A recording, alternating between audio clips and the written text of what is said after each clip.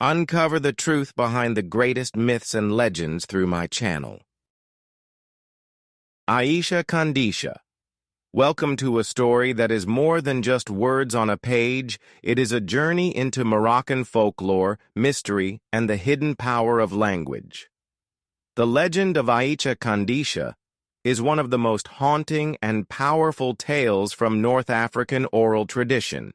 Passed down through generations, it tells the story of beauty, fear, vengeance, and understanding. But this version is told in clear, expressive English to help you not only enjoy the tale, but also improve your language skills along the way. Whether you're learning English for school, work, or personal growth, stories like this one can help you.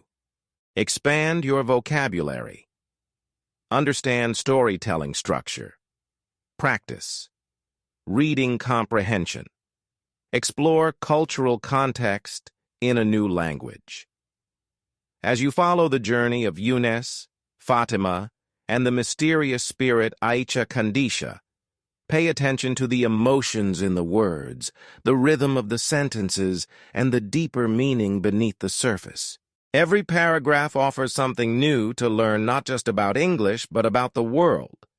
So, take a breath, step into the mist, and begin. Aisha Kandisha is a legendary figure from Moroccan folklore. She often appears as a beautiful woman with animal legs, usually near water.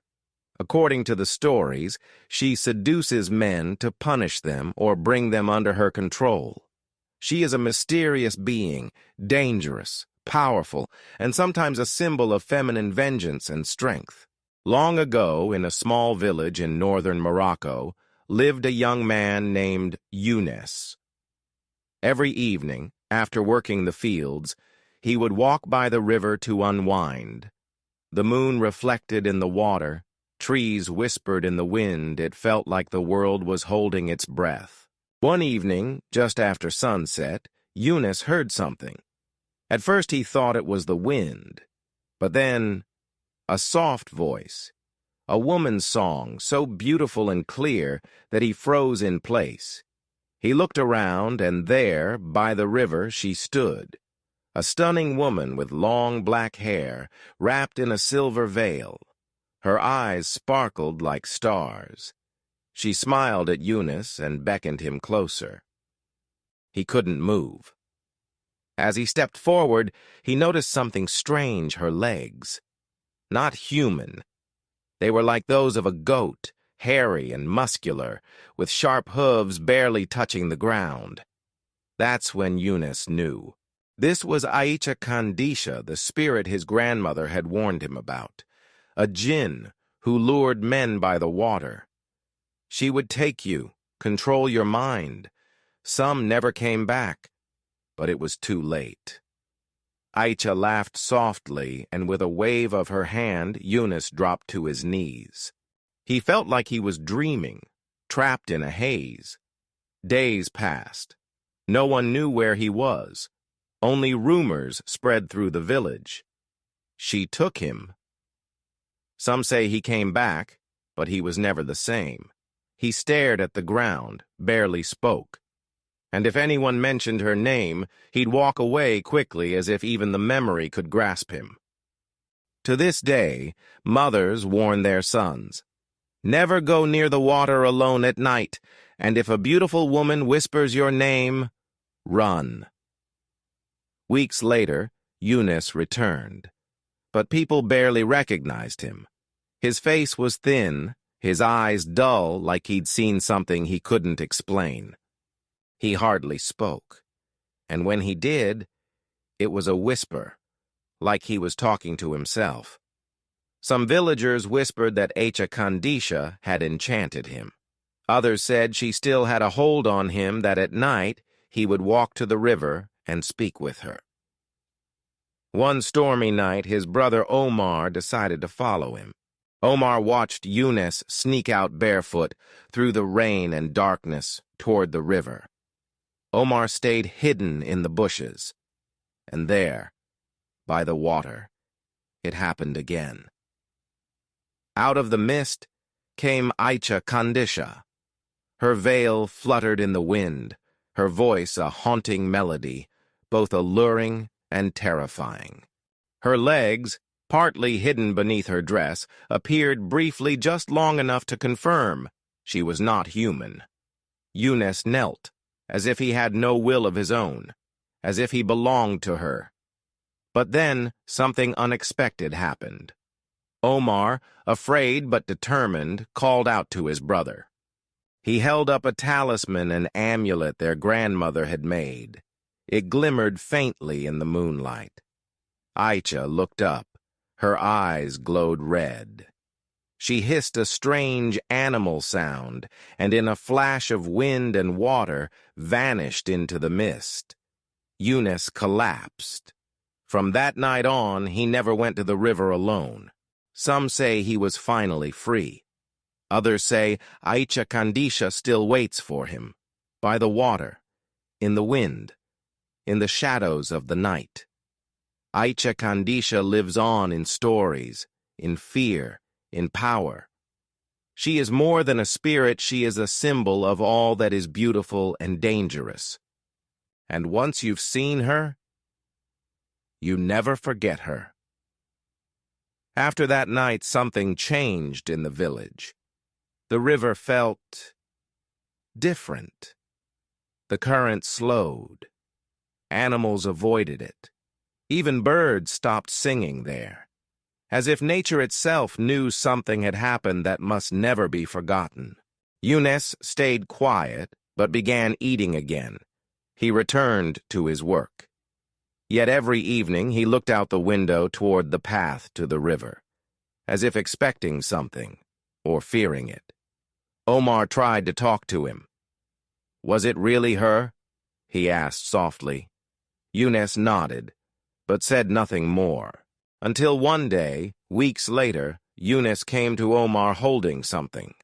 A cloth, damp and cold despite the sun. Inside it, a small silver-colored necklace. It had strange engravings, a crescent moon, an eye, and letters in a language no one could read. "She dropped it," Yunus whispered. "Or maybe she left it for me." Omar wanted to throw it away, burn it even, but Yunus clutched it tightly. "She doesn't want me to forget her," he said. "Or maybe she wants me to come back. They say Aisha Kandisha is not just a spirit, but a mirror. She shows you what you long for and what you fear. Some who saw her lost themselves. Others returned with wisdom, strength, or emptiness. And if you listen carefully, the old women say you can still hear her singing by the water. But beware, speak her name under a full moon, and she may awaken." While Yunus struggled to return to his old life, someone else in the village began to feel the pull of the river. Her name was Fatima. She was Yunus's childhood friend, sharp-witted, brave, and always asking questions the elders wouldn't answer. When Yunus returned from his disappearance, Fatima noticed the change in him immediately. His silence, his distant gaze, the way he flinched when water touched his skin. She didn't believe the rumors. She wanted the truth. One evening, while everyone else was busy preparing for the harvest festival, Fatima followed the river path. The moon was high and the water shimmered like polished glass. She carried the same talisman Omar had used to protect Yunus, just in case. As she reached the bend in the river, she felt it. The air thickened. The wind stopped. A whisper passed through the trees. "Fatima!" She spun around. No one. Then, just ahead, she saw something, a shadow moving across the water. It didn't walk. It glided, and then it began to take form. A woman, tall and radiant, emerged from the mist.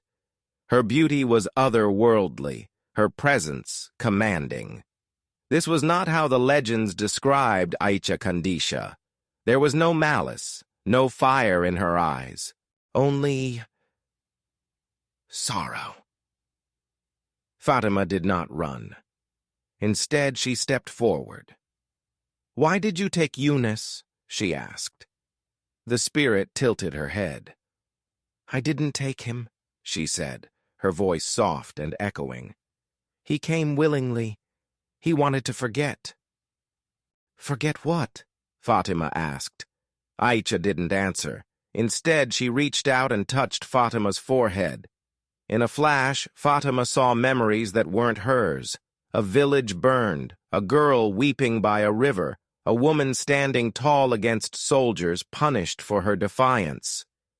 She saw betrayal, death, and rebirth, over and over again. Then darkness. Fatima stumbled backward. When she opened her eyes, Aisha was gone.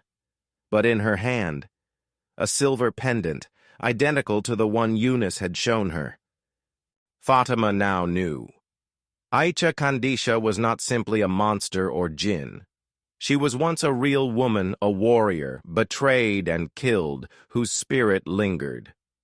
Over time, her story twisted into fear and myth. But at her core, she was justice, memory, rage turned to legend. That night, Fatima returned to the village and confronted Yunus. "I saw her," she said. "She showed me who she was. She didn't curse you. You chose to stay with her." Yunus looked away. "I wanted peace. She gave me silence. But it's a cold place to live." "You don't have to live there anymore," she said. Together they took both pendants and returned to the river at sunrise. They stood by the water's edge and dropped the amulets into the stream. The current shimmered. For a moment, the air pulsed with heat, then cooled. From that day on, the river began to change again. The birds returned. The water flowed clear. The mist lifted. Aisha Kandisha's hold had loosened not through violence, but through understanding. But she was not gone. Fatima would become a storyteller, a keeper of truth. She told the village children a new version of the tale, not of a monster, but of a spirit wronged, of beauty and danger, yes, but also of strength, justice, and memory. And still, every few years, someone would vanish by the water, or return changed. And on certain nights, when the moon is full and the wind stands still, villagers claim they hear the whisper of a voice. "Come closer." So they still say today in that village, "Do not go to the river alone at night, and if a beautiful woman whispers your name, run or listen, but choose wisely." Because Aisha Kandisha is more than legend. She is grief that never sleeps. She is the echo of injustice. She is beauty cloaked in warning, and once you've heard her voice, you are never quite the same again.